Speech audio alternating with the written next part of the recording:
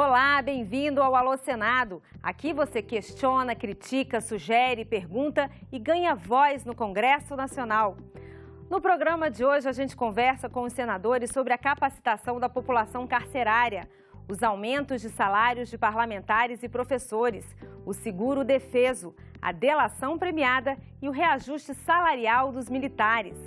No Passeata Eletrônica, a conversa sobre redes sociais é com o senador Roberto Requião. O Alô Senado começa agora. Seria possível implantar um programa de capacitação dentro das penitenciárias?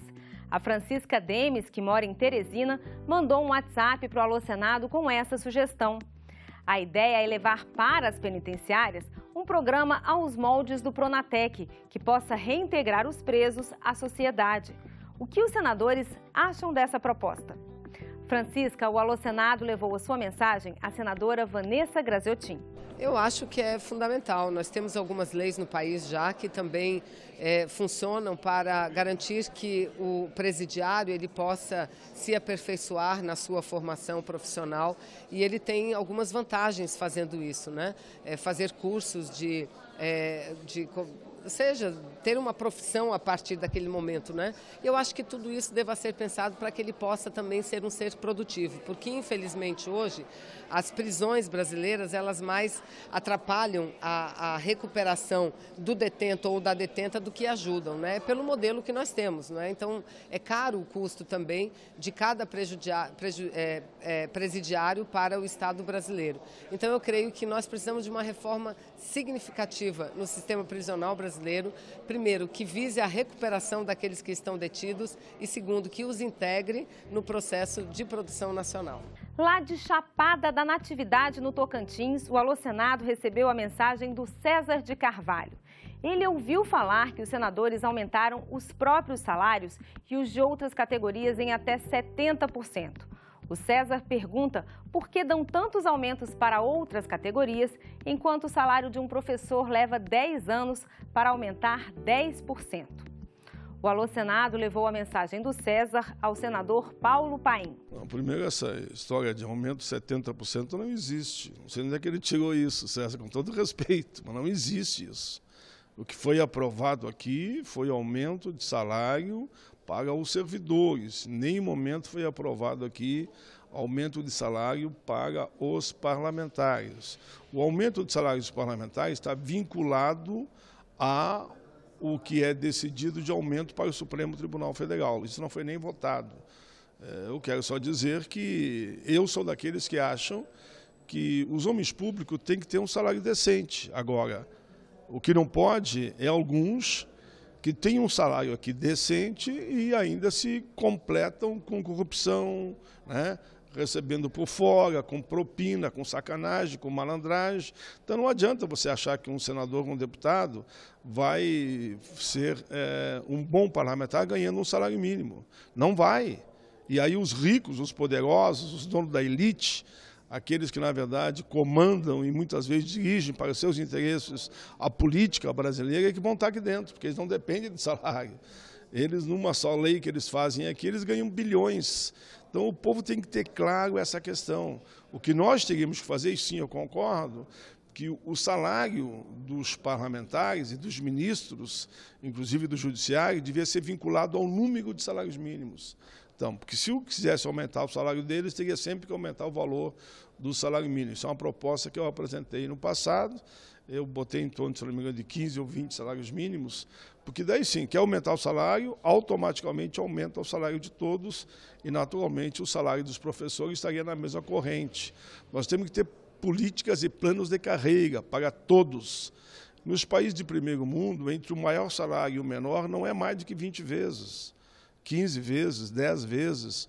E é esse debate que nós temos que fazer. Alô, bom dia, aqui é Solange, daqui da cidade de Carrazeira, Paraíba. Eu gostaria de saber uma informação sobre o seguro de defesa dos pescadores, se vai sair ou não. Olha, Solange, aliás, eu sou um dos autores do projeto do seguro defesa dos pescadores. Quando eu cheguei aqui como deputado federal, na década de 91, Foi a partir dali que nós criamos o Seguro Defeso. Eu fui um dos autores deste projeto. Teve um problema agora aqui no Seguro Defeso, porque teve uma situação que o governo quis corrigir uma distorção que houve no Seguro Defeso. Por exemplo, tem muita gente que ganha o Seguro Defeso sem ser pescador. Então o governo mandou um processo para cá para tentar corrigir isso. E aí deu um problema, eu mesmo fui o relator da medida provisória, que não deixei com que o governo mudasse tanto a situação. Então, por exemplo, o governo queria mudar para que o pescador artesanal tivesse a carteirinha só com 3 anos de comprovação. Eu não deixei, porque eu era autor de uma lei que tinha que conseguir em 1 ano. O que aconteceu? Nesse processo de tentar corrigir, o governo entrou com uma ação para suspender temporariamente o pagamento, até corrigir. E foi isso que aconteceu no Seguro Defeso do ano passado. Mas vai seguir normal o processo do pagamento dos pescadores, porque é uma lei e o pescador artesanal tem que gozar desta lei. A delação premiada ajuda ou atrapalha o Brasil? Essa pergunta veio lá de Jaíba, em Minas Gerais, enviada pelo Cosme Ribeiro de Souza. A resposta fica por conta da senadora Gleisi Hoffmann. Depende, Cosme. A delação premiada foi instituída pela Lei das Organizações Criminosas, que a presidenta Dilma mandou aqui para o Congresso. Ela é importante porque permite que pessoas entreguem outras pessoas que fazem coisas erradas, que estão em desvios. O problema é quando a delação premiada não vem acompanhada de prova ou ela se transforma num instrumento político de perseguição. Isso é complicado e começam a haver vazamentos antes mesmo de se comprovar o que é delatado. Nos Estados Unidos, por exemplo, tem delação premiada, mas se tiver qualquer vazamento, a delação não vale mais. Por quê? É exatamente para que aquela delação possa ser feita de forma séria, as provas levantadas e o objeto da delação seja acusado e seja punido. Aqui, infelizmente, nós temos assistido, em alguns momentos, a utilização da delação como um instrumento político. Eu temo que isso possa enfraquecer esse instituto que é importante aí para a busca da justiça e da punibilidade.